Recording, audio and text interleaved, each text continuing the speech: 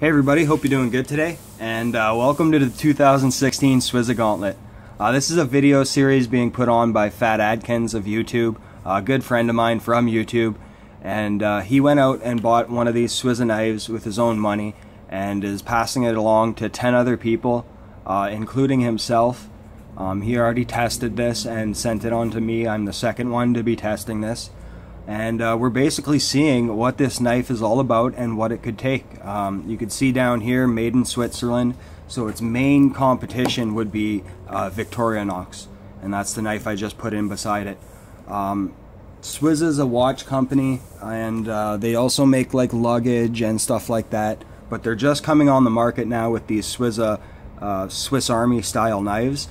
And just a very interesting knife, and there's not that much out there on them right now.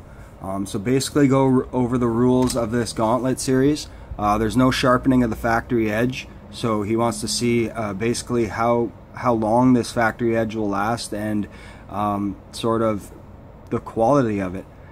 Next up, the knife must see some form of hard use, but not intentional abuse. Don't try to break it. Don't run it over with your truck. Don't drag it behind your truck. Hint, hint, everyday knife guy. Don't do nasty shit with the tweezers. No pimple popping, plucking of hairs, and definitely don't stick it in any body cavity. And show at least one use other than the main blade. So use one of the tools. In fact, I'm going to pretty much use all the tools on here because I've been really looking forward to getting this in my hands and actually testing this thing out. And most importantly, make it fun. So this video is going to be comprised of basically I'm going to take 3 days to test this knife because that's what I feel I need to actually test this knife and get a good grasp on what this knife is all about. And I'm going to put this thing through the ringer basically. So stay tuned guys, this video should be a fun one. So before I get into the actual testing of this knife, I thought I'd just go over it, give it a quick review. The packaging it came in was nice. It has that clear front so you could actually see sort of the knife through it. It says made in Switzerland, just your standard barcode at the back. Knife packaging is knife packaging. It shouldn't really matter what it comes in, it should matter what the knife is all about. But it is a nice way of packaging a knife. Onto the knife itself. In person, it's more of a orange than I thought it would be. I thought this was a darker red, and it's more of a lighter red, almost veering onto orange. The feel of the scales is actually quite nice. It's almost like if you have a PlayStation or something like that. It's weird to make this comparison, but it's a pretty good one. If you have a PlayStation or something like that, it's like the joysticks. So that same sort of feel, that rubberized feel. They're not soft, but they do have some grip to them. The main blade has a nice snap upon opening. You can see actually a little bit of damage here at the tip. Fatadkins bent this just doing some tip testing, and I think in his own words he said it was pretty easy to bend it, so might make it a softer steel.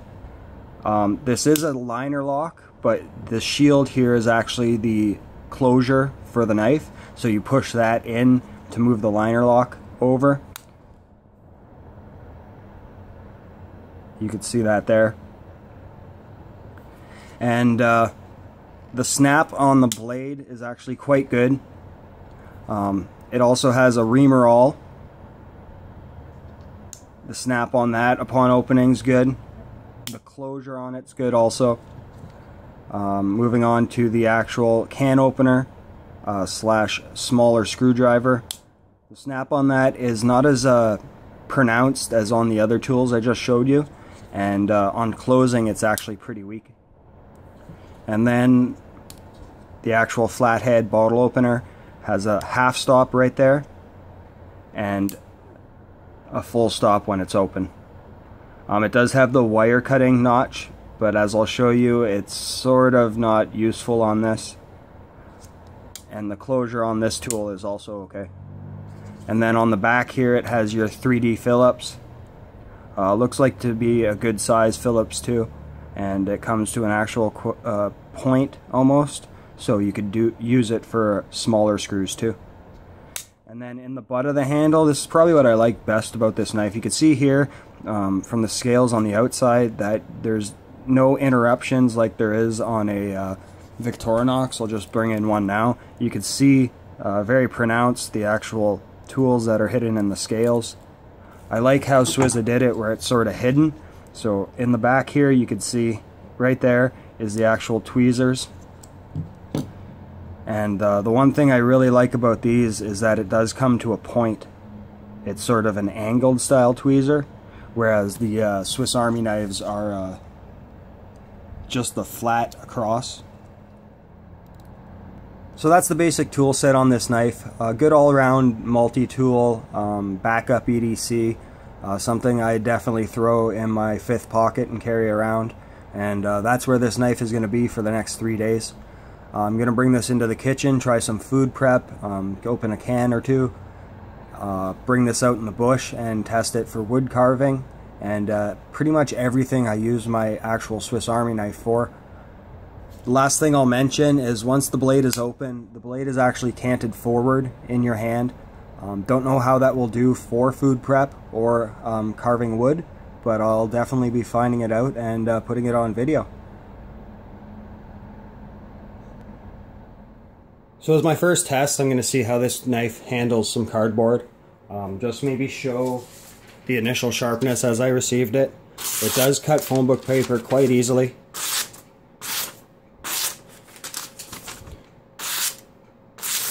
And it will actually shave hair off my arm, if you could see this.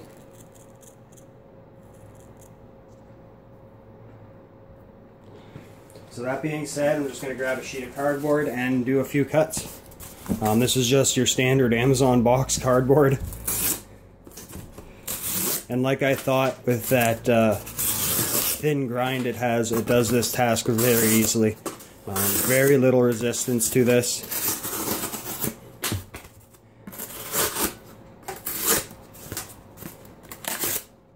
The handle's actually quite comfortable, and that forward cant actually allows for a good slicing motion, letting you actually cut through the cardboard without it slipping off.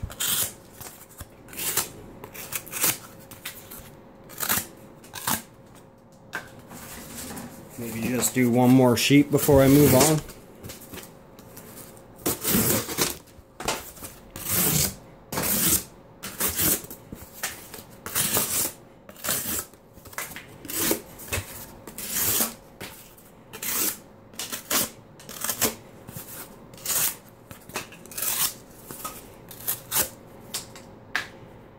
Very nice. You can see actually I went through some tape and it has some tape residue on there. Just show the sharpness after that minor little bit of cardboard cutting. And it's pretty much unaffected.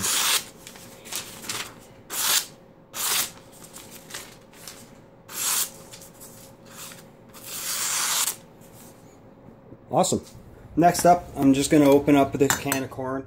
Fatadkins already did this test, but I'm really curious to see how this, quite similar to Victorinox can opener, but a little bit different also, actually performs. Maybe just show you right quick if I can move this back. This is actually my only can opener. I don't have a turn or crank can opener. This is the one I use every single day if I need a can open. So this is going to be its sort of competition. So just getting into it.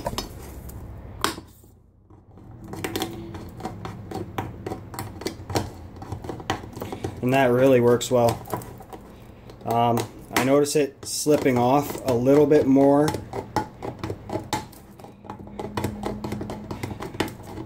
But I think that's just me getting used to this sort of little bit different style of can opener to Victorinox. Maybe just compare it right now and finish it off with the actual Victorinox. With this one you actually do get more of a cutting surface. You can see that here how it's a much bigger sort of curve to it. That allows for a longer cut, it seems. And yeah, that really does work good.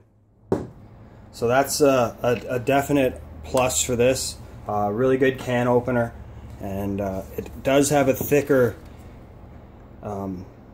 blade stock, if you want to call it that, compared to the Victorinox one, which sort of impedes it from cutting as good, but that sort of longer curve to it actually makes it an equal match for the Victorinox can opener. Really surprised to see that, because like I said, I do use this one every day. Every time I need a can opened, I use this actual one here. Really awesome can opener on here, and actually works quite well.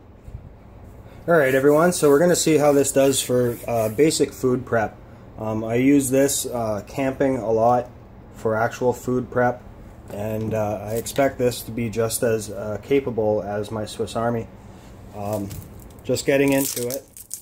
Just gonna take off the skin on this onion.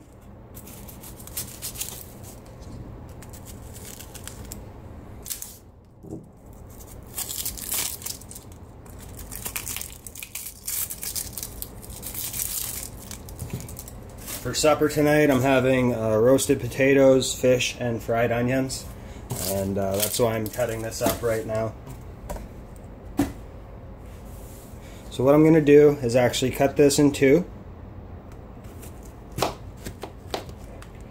and I'm going to do half with this and half with the actual Victorinox.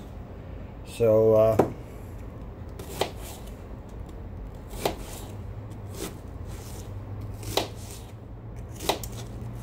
works really well. This definitely has a thinner grind than Victorinox knives do.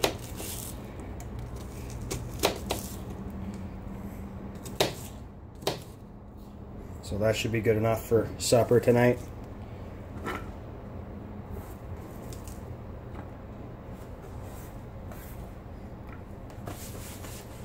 And just a comparison with the actual Victorinox.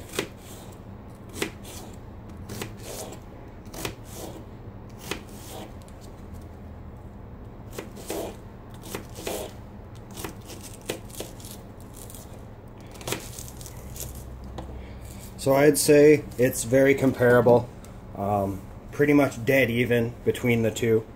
You definitely get a little bit longer blade on the Swiza, and you can see that there. Maybe just give you a better reference.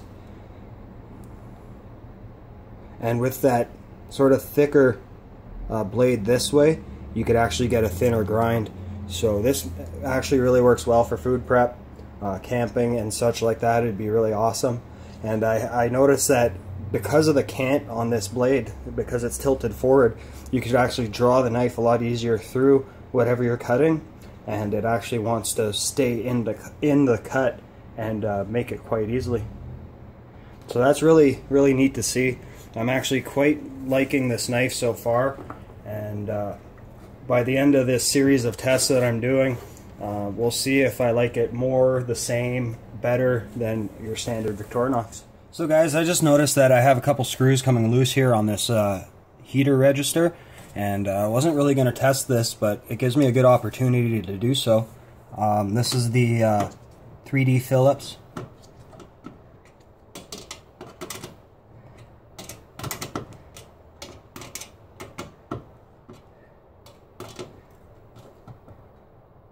There, that one's tight. Just gonna move you over here.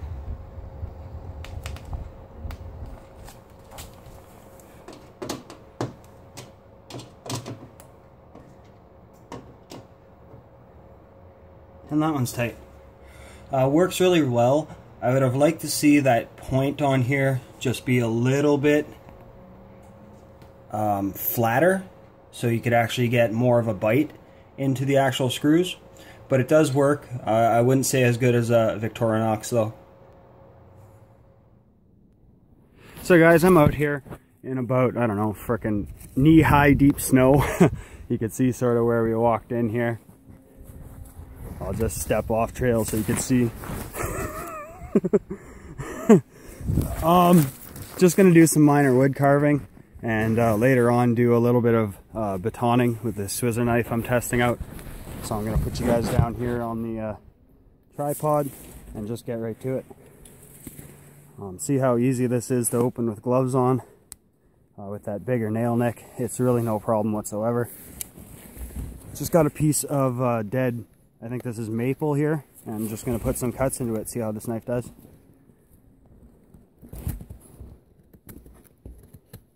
Definitely with that thinner grind, this cutting task here will be easier than a lot of your modern folding knives, but also a little bit of concern with that thinner blade profile.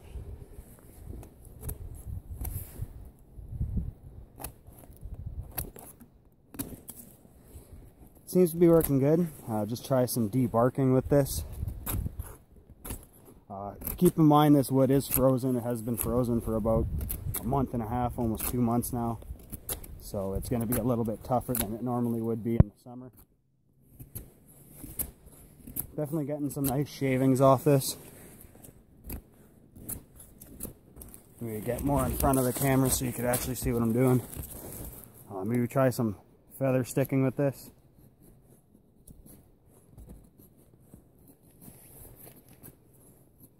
It's like I thought it would be. With that thinner blade grind to it, you won't get really tight curls. You do need a thicker spine to sort of achieve that, but it is working nonetheless.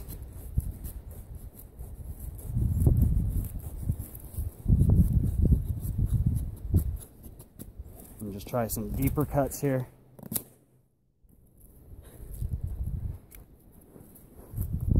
I do like this knife, I have to say. This is getting near the ending of my sort of testing for this video, and I am pretty surprised with this knife.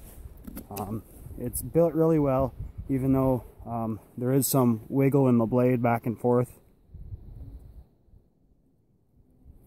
But the lock seems pretty damn sturdy, and I haven't had any sort of issues with it closing on me yet. Maybe if you could see this here,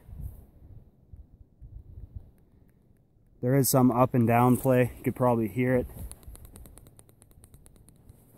But that's been my experience even with Swiss Army knives, actual Victorinox knives that have a lock. It has that same sort of blade play, and I've never had a trouble with that failing on me. Maybe just try to do some notching in here. You can see also that I'm actually using gloves, just seeing how it feels with gloves now, and maybe right now I'll actually take these off just to see how that handle sort of feels. Right away I can tell you with these sort of softer scales to them, it does retain a lot of heat, so they don't get as cold as much as maybe, definitely not as much as a stainless steel handle, and not even close to as cold as your regular Victorinox would get with the Celador scales.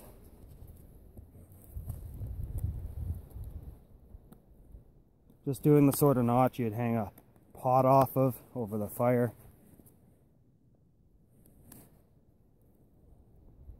Putting a sort of score parallel to the stick, and then carving in the opposite direction.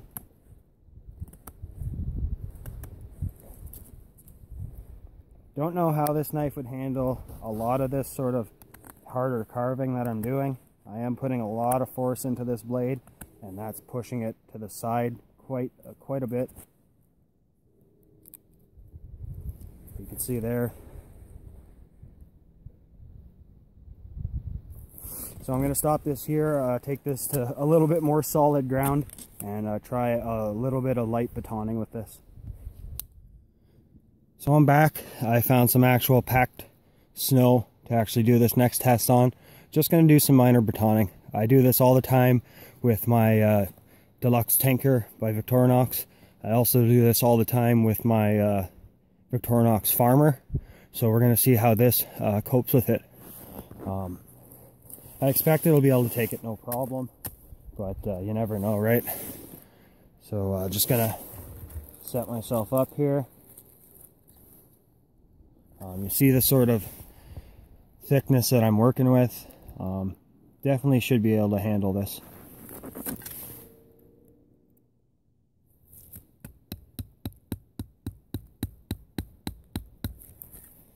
Maybe just put it on my boot so I'm able to do this.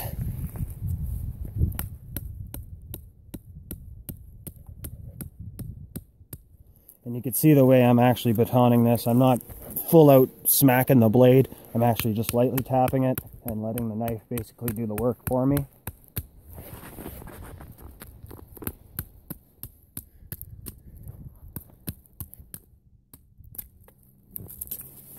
So that split that pretty easily.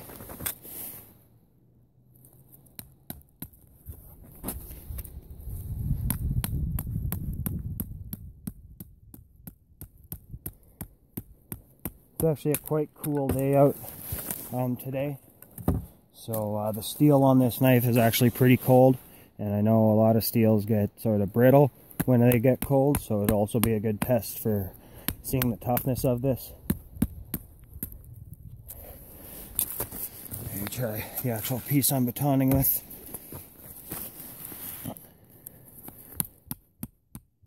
My skinny ass baton.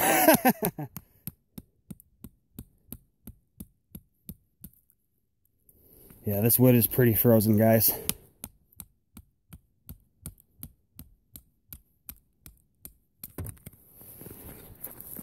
There are a few knots in this piece, just small ones.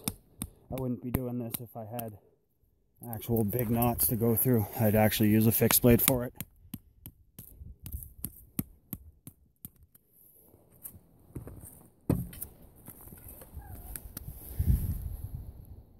You hear sounds in the background. There's, I think, a couple foxes or some sort of animal like that very close to here. So this is handling it exactly like a Victorinox would. No problems whatsoever. Blade is still straight except for the bent tip, but it came to me like that. And just take this off camera quick, look for any imperfections in the edge. And none really to speak of. So I'm going to take this knife home now. Actually, I'm going to continue my walk. A lot of the tests I didn't film because this video is going to be around 20 minutes anyway. And I've used and carried this knife for 3 days and put it to really good use. So I'm going to take this home, show the finishing sharpness of this, and you'll be able to compare that with the starting of the video where I showed you how sharp it was. Hey guys, so I'm back at home now, just looking over the blade, cleaned it up and looking for any sort of damage. Can't really find any. You don't see it's really scratched at all. Cardboard didn't really scratch it. The minor bit of wood carving I didn't scratch it. There's no damage to the edge. No nicks. There might be a little bit of flat spots, but just going to show you the ending sharpness after all my tests I did. Still cuts phone book paper pretty good.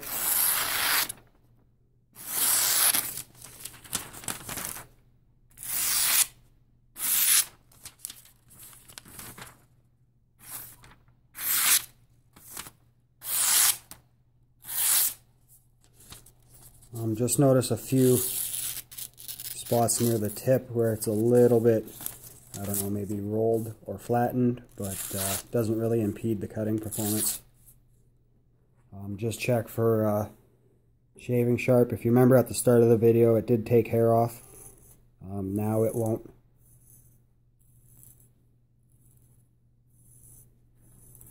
Scraping skin off, but it's not taking any hair off. So I'm going to do a separate video right after this, just basically giving my opinions on this. And thanks for watching this video, guys, and stay tuned for more.